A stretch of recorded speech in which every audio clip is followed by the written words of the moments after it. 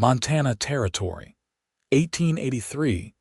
The night was heavy with dust and smoke when Florence Tabbot was sold to a stranger across a poker table.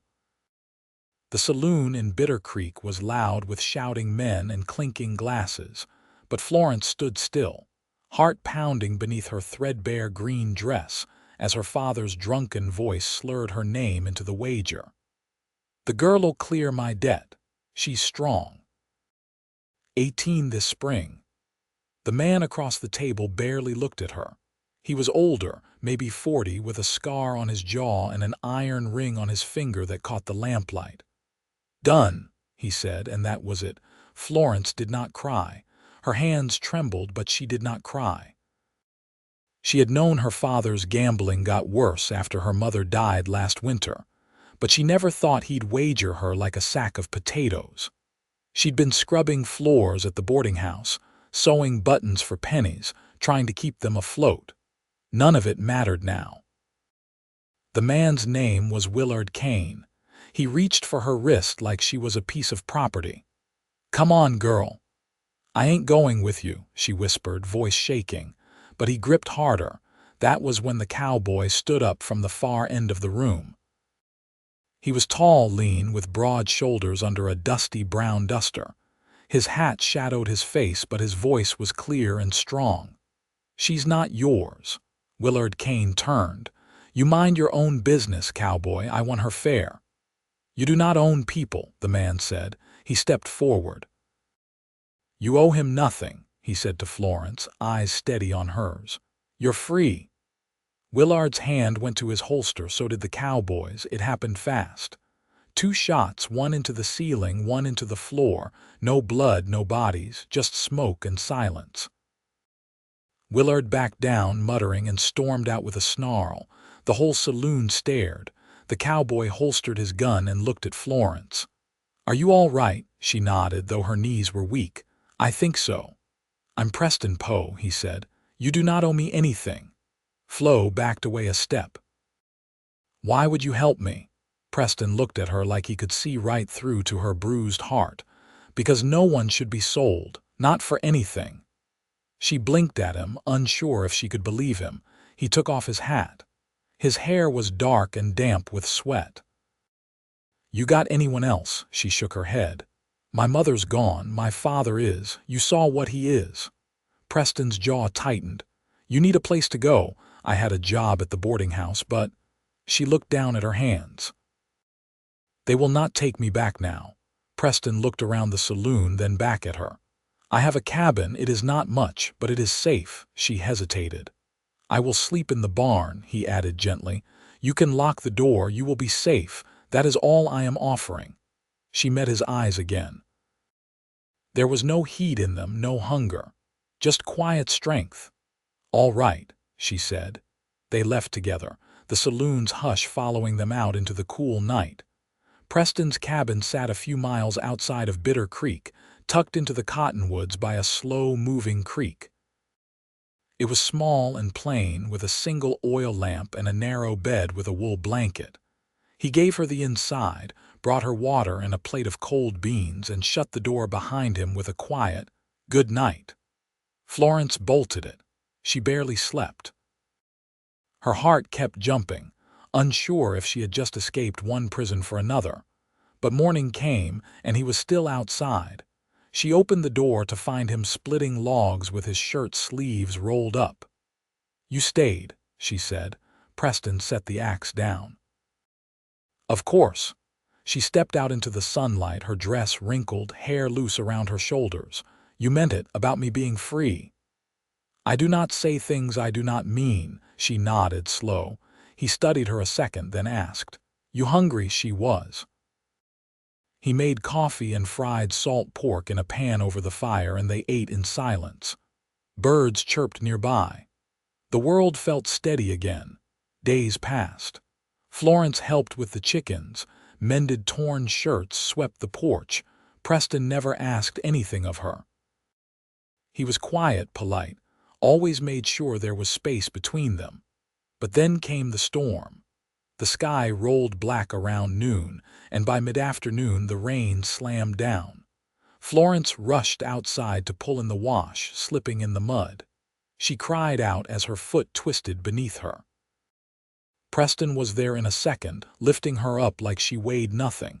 He carried her inside, setting her down on the bed. "I am fine," she said, trying to hide the pain. "You are not," he said, crouching beside her.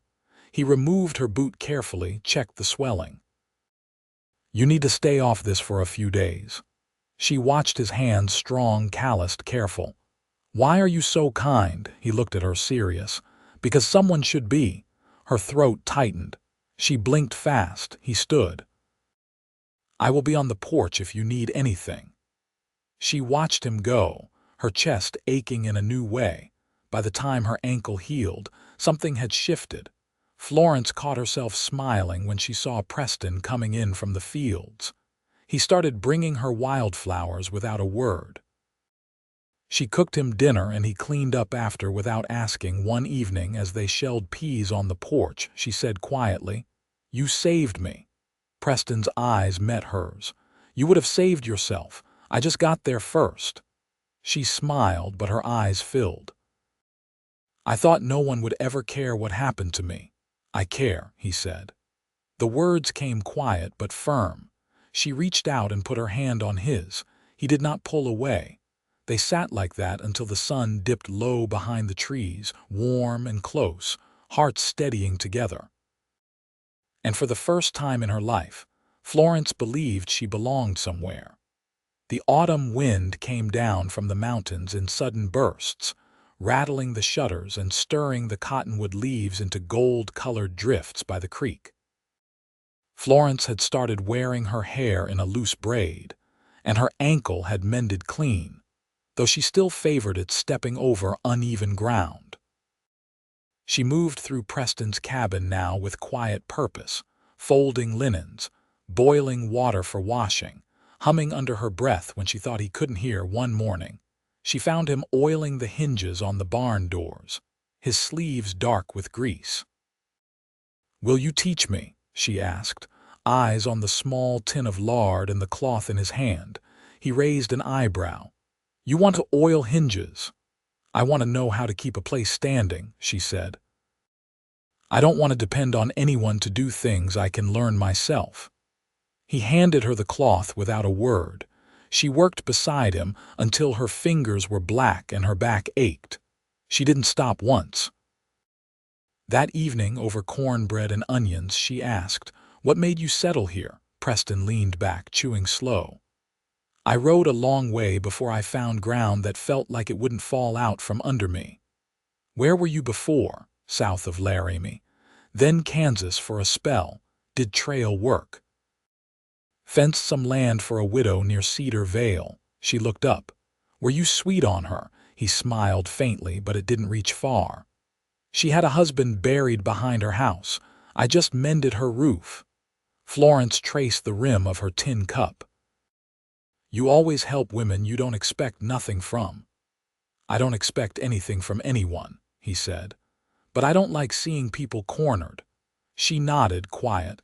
The days shortened. Preston carved a new handle for the broken kettle, and Florence patched the quilt that had frayed along one edge. She started sitting on the porch after supper, watching the sky turn violet.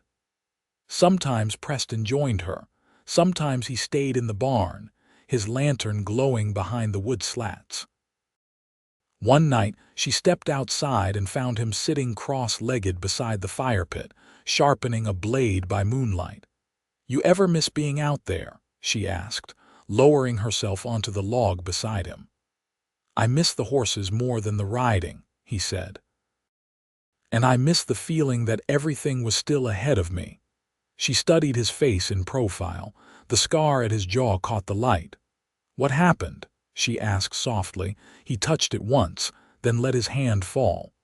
"A man thought I was someone I wasn't." He didn't ask questions first. She didn't press. Instead, she said, "I used to think I'd marry a man who owned a piano." He looked over, surprised. "I used to stand outside the parlor window at Miss Ellison's boarding house and listen to her daughter play." I thought if I could just live in a place with music like that, I'd never be lonely again." Preston's voice was gentle. "You still want that?" "I think I just wanted to feel safe enough to imagine something." The fire crackled between them, throwing shadows high against the trees. He said, "You're allowed to imagine whatever you want now." They didn't speak again that night.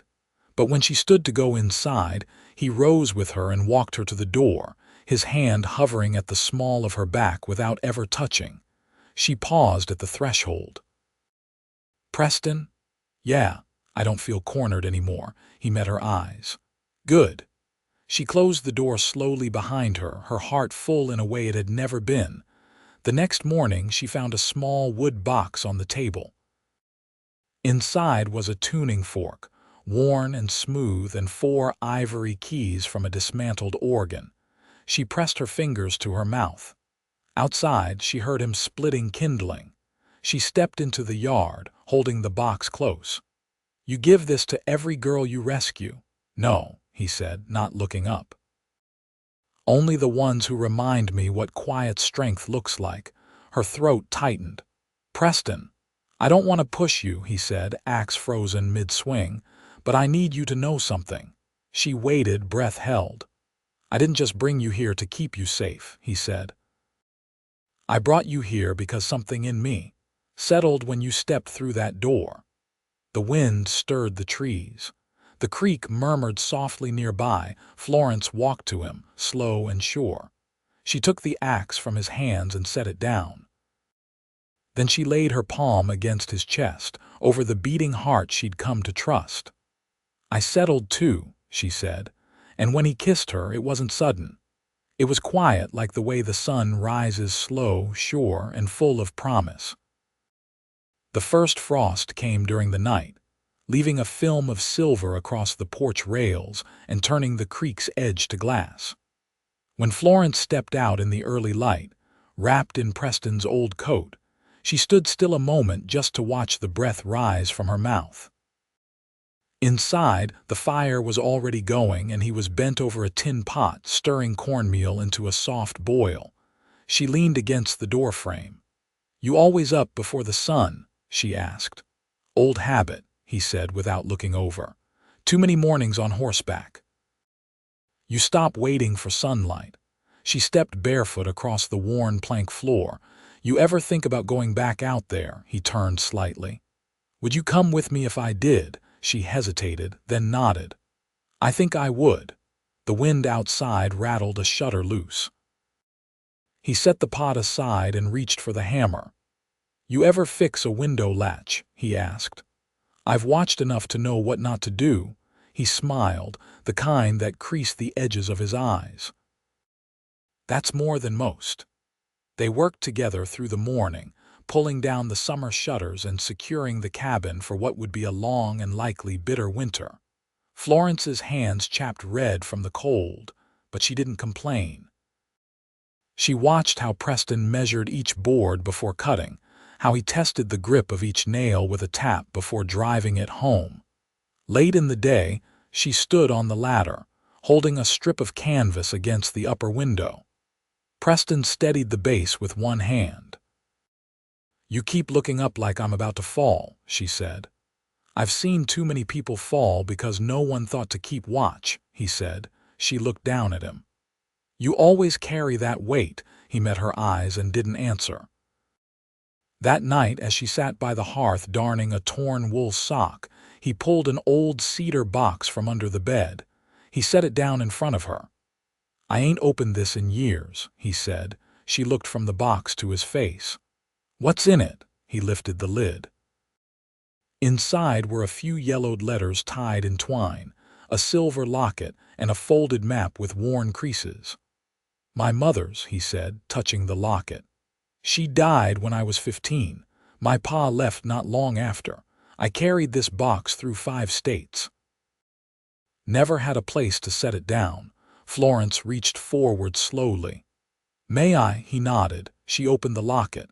Inside was a miniature portrait in fading ink, a woman with warm eyes and braided hair. She handed it back carefully. "You have her eyes," she said. He closed the box and slid it back beneath the bed. "I think she'd have liked you." "I hope so," Florence said. "I've never had anyone say that before." They sat quiet for a while, the fire popping low. Then she spoke again. "Preston?" "Yeah. Would you plant something with me in the spring?" He looked over slowly. "You thinking squash or something prettier?" "I was thinking beans," she said. "But maybe lilacs too." He gave a small nod. "Lilacs'll do." She reached for his hand. "I want to stay here. If you'll have me." He turned his palm upward, threading his fingers through hers. "I was waiting for you to say it." Outside, the frost came again, settling into the earth with quiet certainty. But inside, nothing felt cold anymore. The wind had quieted by mid-November, but the sky held the stillness of snow not far off. Florence stood at the edge of the garden plot Preston had cleared last summer, her boots deep in the brown loam. The earth smelled of root and ash, and her hands were raw from pulling the last of the withered stalks. She'd laid the garden to rest with care, quiet and slow, humming a tune she didn't recognize until her throat caught something her mother used to sing while pouring coffee into a chipped enamel cup. Preston came from the woods carrying 2 hares slung over his shoulder, the cuffs of his trousers damp with creek water. He stopped beside her, eyes on the furrows. "You're thinking about spring again," he said. "I'm thinking about what it feels like to finish something," she answered. "To see a thing through." He adjusted the strap on his shoulder. "That your way of telling me you've decided something?" She looked at him directly. "I want to marry you." He didn't blink. "I'd already made up my mind." There was no fanfare to it, just truth laid plain between them. That afternoon, she took needle and thread to a length of undyed muslin tucked away in a trunk beneath the bed. She'd found it weeks ago, left behind by whoever had owned the cabin before Preston, and hadn't known what to do with it until now. It would be a simple dress, nothing fancy, but it would be hers. "You know any preachers?" she asked him as she measured the hem against her ankle. "Reverend Merritt rides up from Sweetwater once a month," he said. "He's due after the next full moon." Florence nodded and folded the fabric over her knees. "I'd like it to be just us. I don't need a crowd." "Then that's how it'll be," he said. That night, she sat beside him at the fire and leaned her head against his shoulder, the weight of her past finally settling into something she could carry. He didn't speak, but his fingers moved to her braid, brushing once down the length of it, slow and sure. The snow arrived in the early hours 3 days later, falling thick and wet against the cabin roof. They spent the morning stacking firewood and sealing the cracks around the windows with strips of oiled cloth. Preston brought in a bundle of straw and spread it beneath the mule's hooves in the lean-to, pausing only when he noticed Florence watching him from the doorway. "You ever been through a winter this far north?" he asked. "Not like this," she said. "But I'm not afraid of it." He took off his gloves, flexing his fingers. "I'll teach you how to read the drifts, know when ice is gonna break or when it'll hold." "I want to know everything," she said. "Every sound the wind makes, every way the light changes." He smiled without showing teeth. "You'll learn it." That evening, she found him repairing the latch on the cedar box. He didn't say why, and she didn't ask.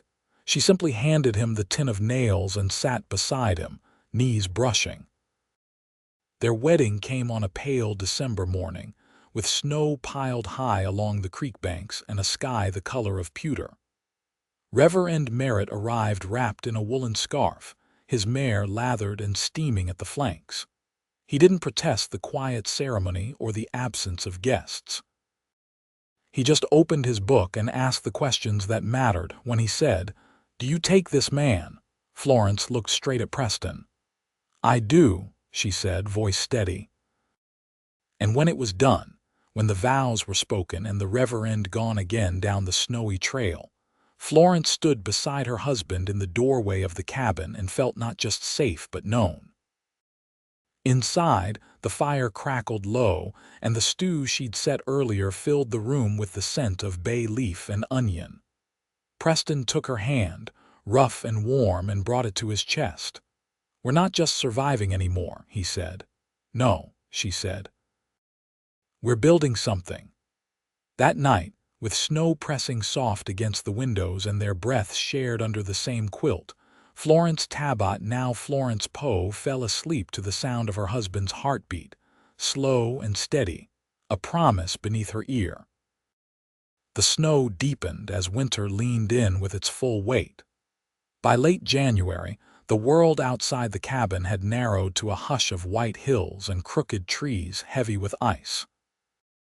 The frozen creek wound through the land like a ribbon of glass, and the sun rarely climbed high before sinking again behind the cottonwoods. Inside, the fire kept a steady rhythm, and the days took on a quiet shape of shared chores, warm meals, and the kind of closeness that speaks more in glances than words. Florence sat by the hearth one morning, carefully unraveling a length of gray wool from an old sweater, repurposing it into mittens for Preston. He came in from checking the snares, shoulders dusted with snow, and laid a small burlap bundle on the table. "Found some burdock root near the rocks," he said. "Figured it might do you better than the dried stuff." She set her work aside and ran a hand down the back of his coat. "You went all the way out past the ridge," he nodded, brushing ice from his collar. "The rabbits are keeping low." Figured it was worth the walk. She didn't speak right away. Instead, she took his hands and turned them over, running her thumb along a red welt near his knuckles. "You always give more than you need to." "I was alone too long not to," he said. "It's a hard habit to shake." Later that week, Florence found an old ledger tucked behind the flour barrel. It was blank, though a bit warped from damp. She brought it to the table and opened to the first page. "I want to keep track of what we plant come spring," she said, "and what we preserve. Maybe even the weather. Give this place a memory." Preston looked over from where he was fitting a new hinge on the cupboard. "You thinking to write down every frost and thaw?" "I'm thinking to write down the small things, like the way the elk moved west last week, or that we used the last jar of plum preserves." "You're starting a record." "I'm starting a life," she said. "One that doesn't vanish when the season changes." He stepped closer, one hand on the back of her chair.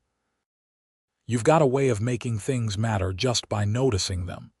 She traced the edge of the page with her fingertip.